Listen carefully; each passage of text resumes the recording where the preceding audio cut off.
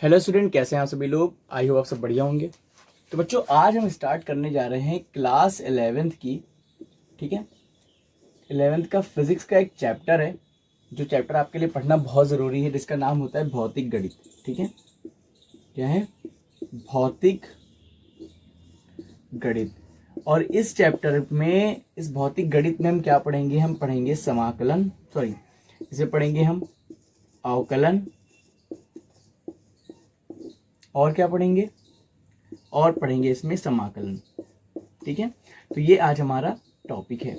इसको पढ़ेंगे भी, ये जब पढ़ेंगे तभी आपको फिजिक्स में बहुत बार आपने देखा होगा अवकलन, चाहे आप इंटर में चाहे फर्स्ट ईयर में, आपको अवकलन और समाकलन का सामना करना जरूर पड़ा होगा। ठीक है, तो चलिए स्टार्ट करते हैं इसको।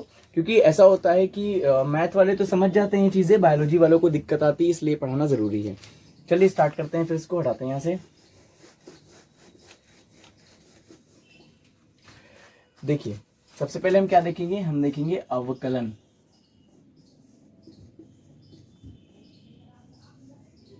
ठीक है, अवकलन जैसे लिखा है dy बाई dx। ठीक है, तो इसका मतलब क्या होता है, इसको समझिए। इसका मतलब होता है dy बाई dx का मतलब होता है कि y में परिवर्तन, y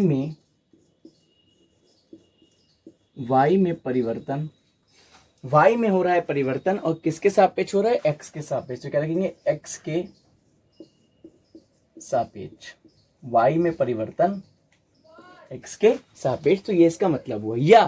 या इसी को हम कहेंगे, इसी को क्या कहेंगे? y का अवकलन, y का अवकलन x के सापेक्ष। समझ गए? तो इसे हम क्या कहेंगे? y का अवकलन x के सापेक्ष। इसी तरह से अगर हम इसको पलट के लिखें तो इसका क्या मतलब होगा? इसका मतलब होगा x में परिवर्तन y के सापेक्ष, या हम कह सकते हैं x का अवकलन y के सापेक्ष। ठीक, इसी तरह से अगर हम s ले लें, ds/dt ले लें, तो इसका मतलब हो जाएगा s में परिवर्तन t के सापेक्ष। समझ गए? चलिए, अगर इतना समझ गए, इसको नोट करना है तो वीडियो पॉज करके नोट कर लीजिएगा। अब हम लोग देखते हैं इसके कुछ फॉर्मूले, इसको कायदे से समझते हैं। देखिए, जैसे हमने माना कि x क्या है? विस्थापन है। क्या है? x क्या है? विस्थापन है। t क्या है? समय है। t क्या है? समय।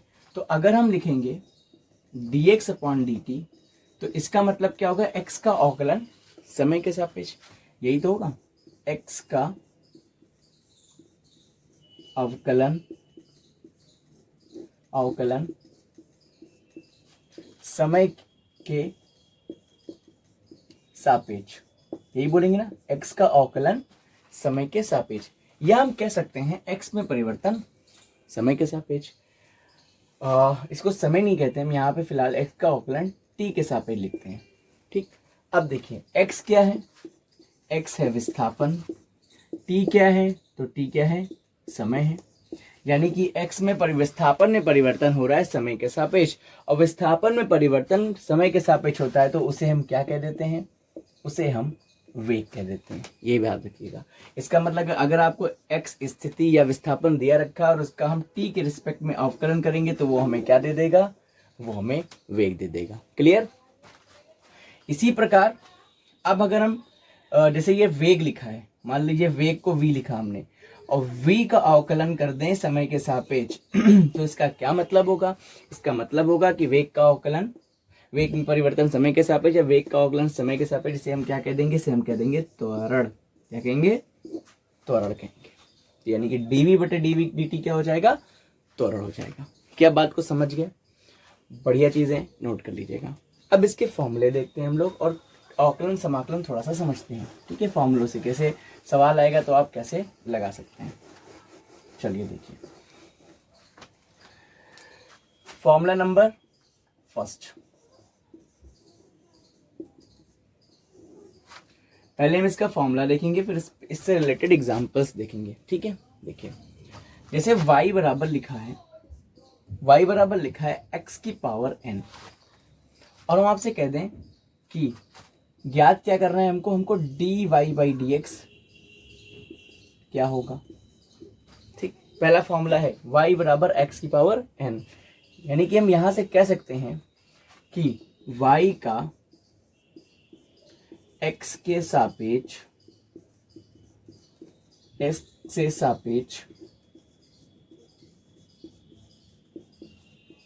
के सापेक्ष अवकलन क्या हो जाएगा dy बाई डी एक्स, और इधर भी आ जाएगा डी बाई डी एक्स, है ना भाई, y में जैसे डी बाई डी, इधर भी डी बाई डी एक्स है, और x की पावर किसका करना है n का करना है।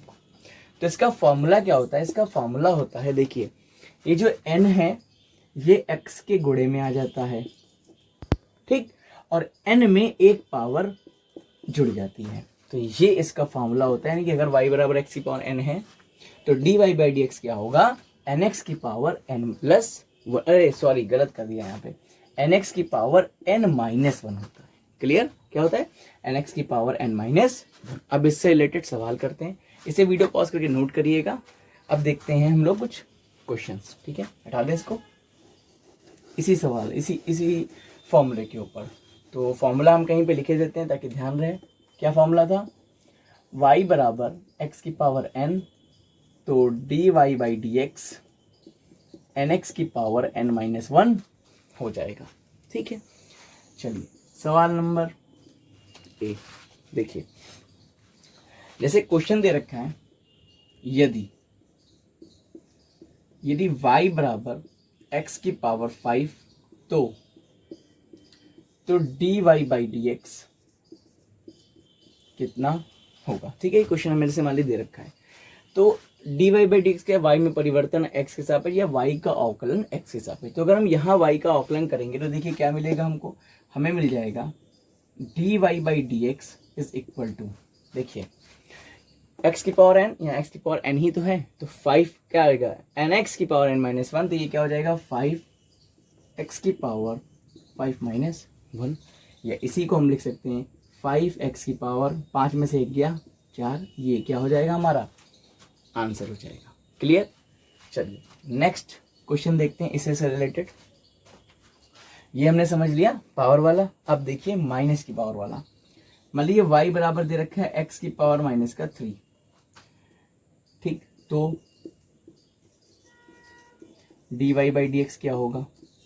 देखिए अगर इस y का अवकलन करें, लिखना पड़ता है यहाँ पे कि y का अवकलन x के सापेक्ष करने पर, तो क्या हो जाएगा d y by D x is equal to n x, n उतरेगा ना, तो n आप देखिए तो पूरा -3 है, तो माइनस का 3 उतर जाएगा, फिर x लिखा रहेगा, फिर x की पावर क्या होता है n माइनस वन, यानी कि -3 लिखा था -1 और ऐड कर देंगे, तो ये हमें क्या दे देगा, ये हमें देगा -3x की पावर माइनस का 4। समझ गए, 3x की पावर माइनस का 4। ठीक, कोई दिक्कत तो नहीं भाई, -3 उतर आया, और -3 में से 1 घटाएंगे कितना बच जाएगा 4 बच जाएगा। समझ गए, चलिए अब देखते हैं नेक्स्ट ए बी, एक और क्वेश्चन देखते हैं इससे। मान लीजिए कुछ प्लस माइनस में सवाल दिए हुए ज़्यादा, तो देखिए जैसे दिया हो y बराबर कितना दे रखा है, y बराबर मान लीजिए दिया है 2x स्क्वायर।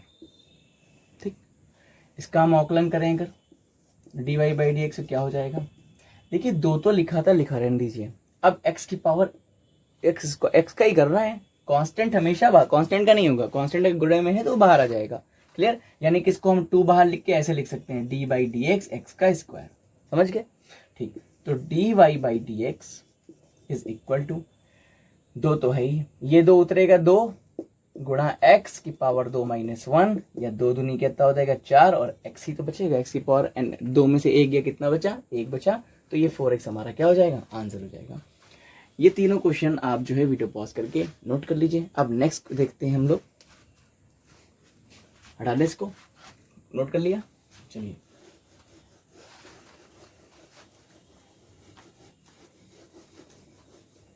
ठीक है। डी, जैसे y बराबर दे रखा है कितना है, और एक्स क्यूब प्लस एक्स की पावर 4, तो d y by D x कितना होगा। बहुत आसान है। dy बाई डी एक्स ऐसे निकालेंगे, देखिए पहले इसका कर लीजिए फिर इसका कर लीजिए, कोई दिक्कत नहीं है, बीच में प्लस लगा रहने दीजिए। तो ये क्या हो जाएगा, देखिए इसका जब करेंगे कितना हो जाएगा, 3x 3 माइनस 1 2 प्लस ये कितना आएगा बाहर, ये आएगा 4 x की पावर 4 माइनस 1 यानी कि 3। ये आंसर हो गया, बात खत्म। समझिए। चलिए अब एक और देखते हैं इसका ई पॉइंट। देखिए इसे y बराबर दिया है 3x की पावर 5 प्लस x की पावर माइनस का 2। अब क्या करा जाए, सेम है, आसानी से कर लेंगे। देखिए dy by D x is equal to 5 आएगा, 5 यहाँ क्या हो जाएगा 15, x की पावर 5 माइनस से कितना बचेगा 4। अब ये -2 निकल के आएगा तो इस प्लस को माइनस कर देगा तो कितना हो जाएगा -2 x की पावर -2 माइनस 1 कितना हो जाएगा -3। ये आंसर हो गया हमारा। क्लियर। तो ये कुछ क्वेश्चन हमारे हो गए। अब एक और बचा है टाइप, वो भी देख लेते हैं।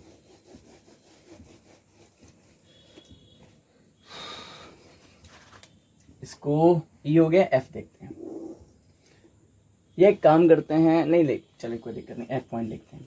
इसे वाई बराबर दिया है रूट एक्स दिया है, तो हमें कह रहा है dy बाई डी एक्स बता दो। क्लियर। तो मुझे बताइए dy बाई डी एक्स इधर क्या हो जाएगा, d बाई डी एक्स इस x रूट में है तो क्या लिख सकते हैं, x की पावर 1/2। भाई पावर में 1/2 ही तो होती है जब रूट होता है स्क्वायर रूट। तो dy by D x is equal to, power आ जाती है गुणे में, x की पावर तो था पावर -1 यही तो होता है। तो यहाँ से क्या हो जाएगा 1/2 और x की पावर -1/2 होगा ना, आधे में से एक जाएगा तो माइनस का ही आधा बचेगा। इसको अगर हम और अच्छे से लिखे तो 1/2 x की पावर आधा ऊपर था, नीचे आके प्लस का हो गया। यहाँ हम इसको कह सकते हैं 1/2 रूट x की पावर 1/2 को क्या लिख सकते हैं, रूट x। समझ गए। तो यानी कि अगर y बराबर रूट x है तो इसका औकलन क्या हो जाएगा 1/2 रूट x हो जाएगा। वैसे तो ये फॉर्मूला भी है अलग से ही, लेकिन यहाँ पे आप इसके थ्रू हमने आपको समझा दिया। तो आप ध्यान भी रख सकते हैं कि अगर रूट में है तो 1/2 रूट x हो जाएगा। क्लियर। तो ये हो गया आपका औकलन के कुछ सवाल। अब देखते हैं और कुछ फॉर्मूले यहाँ पे, तो नोट कर लीजिए, वीडियो पॉज करके हटा दें। चलिए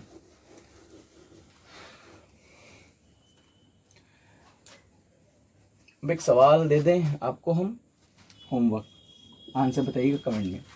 जैसे लिखा है 3x² प्लस 5x प्लस, क्या रहने दीजिए, औकलन पूरा खत्म तो होने दीजिए, अभी कुछ और बाकी है। जैसे y बराबर है, अगला फॉर्मूला है, ठीक है, दूसरा। जैसे y बराबर कांस्टेंट दे रखा है, कांस्टेंट मतलब कोई भी नंबर हो सकता है, कुछ ऐसी चीज जो नियत हो, तो उसका जो dy बाई डी एक्स होगा वो क्या हो जाएगा, 0 हो जाएगा। कैसे, जैसे y बराबर दे रखा है 2, तो dy बाई डी एक्स क्या हो जाएगा, ये हो जाएगा 0। ये 0 हो कैसे जाता है इसको भी समझ लेते हैं हम लोग। इसे हटाते हैं यहाँ से, ये फिलहाल फॉर्मूला आप लिख लीजिएगा। इसे y बराबर दिया है 3, तो हम लिख सकते हैं x की पावर 0, क्योंकि किसी की पावर 0 होती है इसका मान 1 होता है ना। तो भाई इसको ऐसे लिख सकते, देखो 3 गुने 1 लिखने में 3 ही रहेगा, और 1 को क्या लिख सकते हैं, x की पावर 0। तो y पर अगर हम dy बाई डी एक्स करेंगे अब, तो ये 0 आएगा नीचे और इससे गुणा कर लेगा, तो 3 × 0 और x की पावर 0 - 1, तो ये 0 हो गया। तो ये सब 0 नहीं हो जाएगा, इसलिए इसका मान क्या हो जाता है, 0 हो जाता है। तो ये फॉर्मूला नंबर 2 हो गया, हटा दे। चलिए और फॉर्मूला कौन सा है, फॉर्मूला नंबर 3। अगर y बराबर दिया है e की पावर x, ये सब फॉर्मूला लिख लीजिएगा, तो dy बाई डी एक्स क्या हो जाता है, ये कुछ नहीं बदलता है, ऐसे रहता है, e की पावर x ही रहता है। ठीक। और देखते हैं फॉर्मूले, पहला, दूसरा, तीसरा।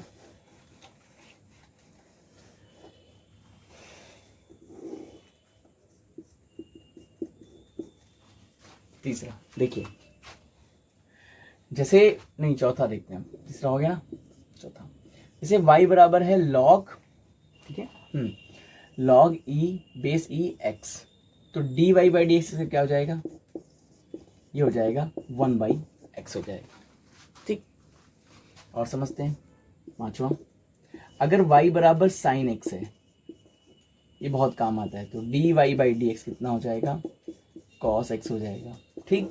एक और समझते हैं, अगर y बराबर cos x है, तो d y by D x क्या हो जाएगा, माइनस साइन एक्स हो जाएगा। ये चीज का बस ध्यान रखना है आपको, ठीक है, समझ गए। साइन एक्स है तो कॉस एक्स, कॉस एक्स है तो माइनस साइन एक्स। तो ये इतना आपके अवकलन में काम आएगा, इतना आप पढ़िए। बाकी मैथ वाले इससे ज़्यादा पढ़ेंगे, इससे बहुत फॉर्मूले पढ़ेंगे। जितना फिजिक्स में लगभग थोड़ा बहुत यूज़ होता है अवकलन, उतना हमने आपको समझा दिया है, ठीक है। तो ये अवकलन हो गया। अब हम देखने जा रहे हैं समाकलन को, ठीक है, आसान सी चीज़ें वो भी। तो ये समझ गए आप लोग, इसे वीडियो पॉज करके नोट कर लीजिएगा। एक क्वेश्चन आपको हम दिए देते हैं ताकि आप मुझे होमवर्क में कमेंट करके बताएं ज़रूर, ठीक। जैसे लिखा है y बराबर 5x³ plus 2x² plus 3x plus 4, ठीक। तो dy बाई dx कितना होगा, ये मुझे कमेंट करके बताइएगा। जिसका कमेंट आएगा मैं लाइक कर दूंगा, समझ लीजिए आपका सही है, ठीक। तो ये हो गया आपका अवकलन। अब देखने जा रहे हैं नेक्स्ट समाकलन। हटा दे इसको यहाँ से। चलो अब हम लोग देखने जा रहे हैं समाकलन, इंटीग्रेशन, ठीक है। समाकलन देखिए, जैसे हमने एक लाइन ली, बात को गौर समझिएगा, और इस लाइन का जो लंबाई है वो क्या है, x है, ठीक। और हमने एक छोटा सा पार्ट यहाँ पे काट लिया dx, ठीक। एक बराबर, मतलब मान लो ये बहुत से dx से मिलके बना है, dx, ये भी dx, ऐसे ऐसे बीच बीच में लाइन दे दें तो छोटी छोटी दूरियां सब आपस में बराबर हैं। एक दूरी है क्या है, dx है। तो अगर हम इस dx का समाकलन करेंगे, समाकलन का चिन्ह ऐसे होता है, ठीक है, याद रखिएगा। अगर हम इस dx का समाकलन करेंगे, यानी कि सारे dx को यहाँ पे जोड़ेंगे, तो हमें क्या मिलेगा, तो हमको कुल मिला के क्या मिल जाएगा, x मिल जाएगा। इसलिए हम कह सकते हैं कि सिंगल अगर हम किसी dx का समाकलन करते हैं, यानी कि dx का समाकलन करेंगे तो क्या आ जाता है, x आ जाता है। x क्या है, जो भी चीज़ ली गई, जैसे मान लीजिए कोई छड़ी है, उसका एक पार्ट dx काट लिया, छड़ी की टोटल लंबाई कितनी, x है, तो सारे dx को अगर हम जोड़ते चले जाए तो क्या मिल जाएगा, हमको x मिल जाएगा। इसी प्रकार से ऐसा नहीं है हर जगह आपको dx का मतलब x ही मिलेगा। देखिए अब और चीज़ समझिए। मान लीजिए हमने ये एक सर्कल ले लिया, सर्कल ले लिया, और हमने सर्कल का एक छोटा सा पार्ट क्या काट लिया, dx काट लिया, और सर्कल की त्रिज्या कितनी है, r है। तो अगर आप सारे dx को समाकलन करें, मतलब सारे dx यहाँ पे रखने चले जाएं, dx को जोड़ते चले जाएं, तो आपको क्या मिलेगा, x मिलेगा, नहीं। तब आपको मिलेगा इस सर्कल की परिधि, ये क्या होती है, सरकमफ्रेंस, यानी कि परिधि। और सर्कल की जो परिधि होती है वो क्या होती है, 2πr। तो आपको सारे dx जोड़ने पर क्या मिलेगा, 2πr मिलेगा। और चीज समझिए, जैसे मान लीजिए हमने गोला ले लिया, स्फेयर ले लिया, इसका क्षेत्रफल कितना है, a है। अब इस गोले का छोटा सा पार्ट हमने dA काट लिया, एक छोटा सा पार्ट लिया जिसका क्षेत्रफल कितना है, dA है। तो सारे dA को अगर हम जोड़ेंगे, सारे dA को जोड़ेंगे तो हमें मिलेगा क्या, इस गोले का क्षेत्रफल मिलेगा कि नहीं मिलेगा, जिसे हम क्या कह देंगे, a कह देंगे, ठीक है। और गोले का क्षेत्रफल होता है क्या, आप जानते हैं, होता है 4πr²। यही होता है कि नहीं होता है। तो ये हो गया समाकलन, समझ गए आप लोग, एक तरह से एकीकरण करना। चलिए अब देखते हैं इसके कुछ फॉर्मूले, सवाल लगाते हैं हम लोग फिर।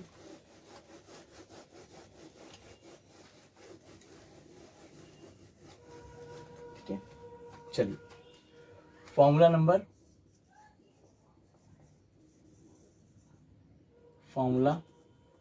पहला, जैसे y बराबर दिया है x की पावर n, ठीक है। तो ठीक, अब y का x के सापेक्ष में अवकलन करेंगे तो dy बाई डी एक्स क्या आएगा, nx की पावर n-1। लेकिन अगर हम तो y का x के सापेक्ष समाकलन यानी कि इंटीग्रेशन क्या हो जाएगा, तो उसको हम लोग लिखते हैं किससे, i से। तो i बराबर हो जाएगा y का कर रहे हैं और x के सापेक्ष कर रहे हैं, तो यहाँ क्या आ जाएगा, dx में, नीचे dx आता है, इसमें क्या आता था, साइड में गुणे में dx आ जाएगा, तो y डॉट dx। अब इसका होगा क्या, देखिए y का मतलब क्या है, x की पावर n, तो ये x की पावर n dx हो जाएगा। तो i यानी कि मिलेगा क्या हमें, इंटीग्रेशन x की पावर n डॉट dx, जो इंटीग्रेशन होता है, समाकलन होता है, वो क्या होता है, x की पावर n+1। और बटे में रहता है n+1, ये याद रखिएगा। यानी कि y बराबर x की पावर n का जो समाकलन होगा वो क्या होगा, x की पावर n+1 बटे में n+1, यानी कि उसमें पावर गुणे पावर -1 होता था अवकलन में, इसमें क्या हो जाएगा पावर +1 बटे में पावर +1, ये होता है। तो इस फॉर्मूले को याद रखिएगा, यहाँ पे लिखे देना क्योंकि हमें सवाल लगाना है। यानी कि y बराबर x की पावर n है तो i का मान हमें क्या मिलेगा, हमें मिल जाएगा x की पावर n+1 बटे में n+1। i क्या है, इंटीग्रेशन है, i है क्या, i है y.dx। क्लियर, चलिए इसे नोट कर लीजिएगा वीडियो पॉज करके। अब देखते हैं क्वेश्चंस।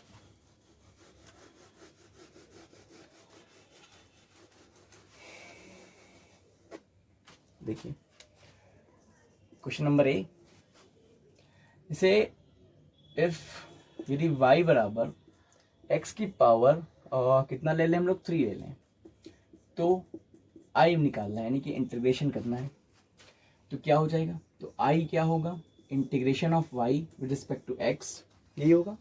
यानी कि y का मान कितना है, x की पावर 3 डॉट dx, n कहाँ से आ गया, ठीक, i बराबर, अब देखिए कैसे लिखते हैं, पावर +1 बटे पावर +1, यानी कि x की पावर 3 + 1 बटे में क्या हो जाएगा 3 + 1, या इसी को हम लिख सकते हैं 1/4, नीचे 4 है, x की पावर 4, ठीक, ये इसका क्या हो जाएगा, इंटीग्रेशन हो जाएगा। समझ गए आप लोग कायदे से, ठीक, यानी कि x की पावर 4/4 हो जाएगा।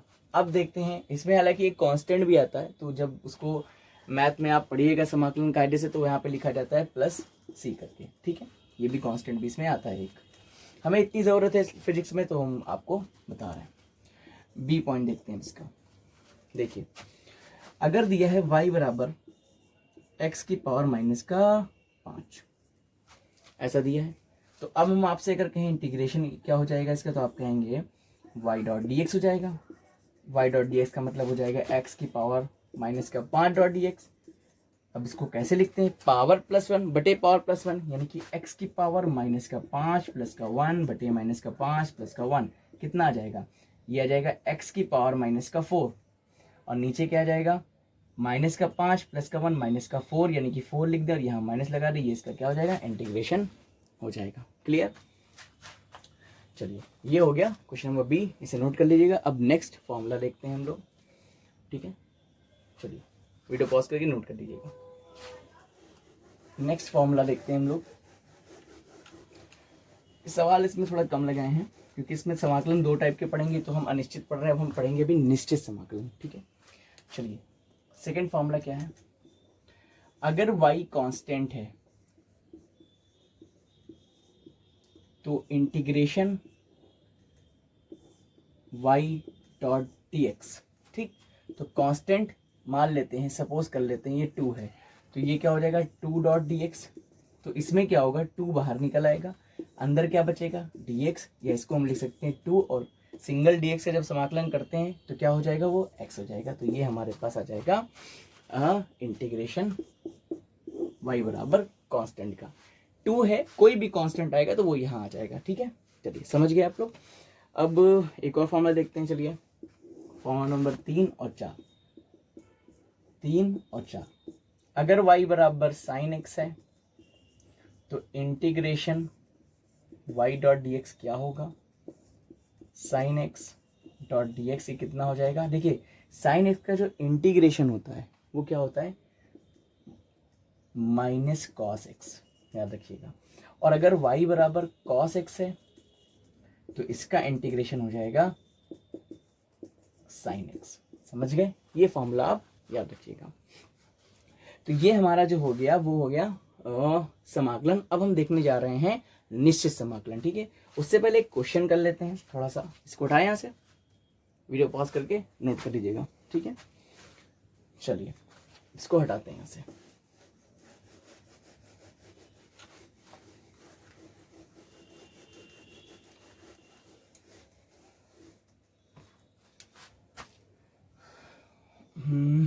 क्वेश्चन करते हैं इसमें एग्जाम्पल।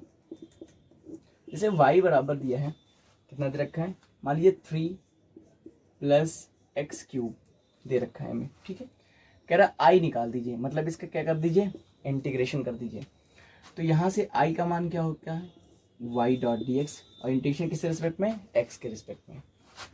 तो एक्स के सापेक्ष वाई का मान क्या हो जाएगा, 3 plus x cube dot D x. तो इसका समाकलन भी हम लोग पार्ट्स में करते हैं, यानी कैसे, एक हो जाएगा 3 डॉट डी एक्स, फिर इसमें प्लस लगा दिया, फिर एक्स क्यूब लिखते हैं, और इसके साथ भी क्या आ जाएगा, डी एक्स आ जाएगा। अब 3 तो बाहर आएगा, सिंगल डी एक्स का क्या हो जाता है 3x, प्लस इसका पावर +1 बटे पावर +1, यानी कि क्या हो जाएगा 3 + 1 4 बटे में 4, ये इसका क्या हो जाएगा, समाकलन हो जाएगा। समझ गए, आसान सा था, इसमें कोई इतनी बड़ी बात नहीं थी। तो ये हो गया हमारा समाकलन। अब देखने जा रहे हैं हम लोग निश्चित समाकलन। ठीक है, राधे से वीडियो पॉज करिए, नोट कर लीजिएगा। हो गया नोट, चलिए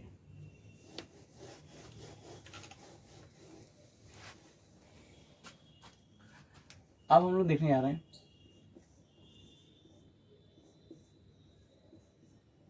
निश्चित समाकलन।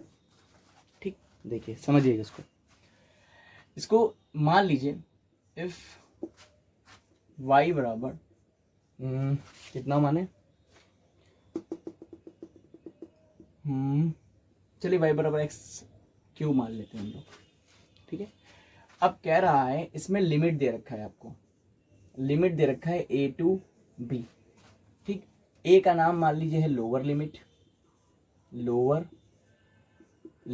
और ये कौन सी लिमिट हो गई, ये हो गई अपर लिमिट। तो हमें i निकालना है, और i निकालना है y डॉट डी एक्स से निकलेगा, और यहाँ लिमिट लगा, लोअर लिमिट a और अपर लिमिट b।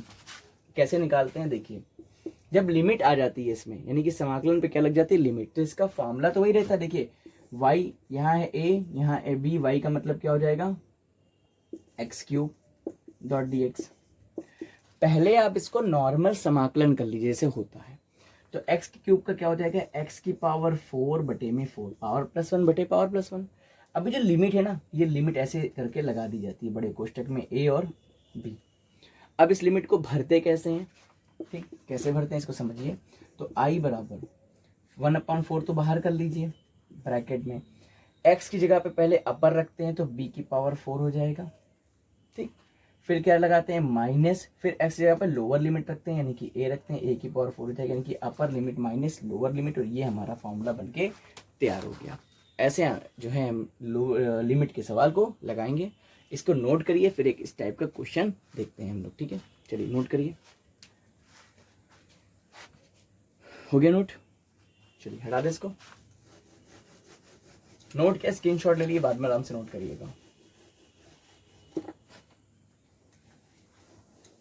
या वीडियो को पॉज करके नोट कर लिया करिए।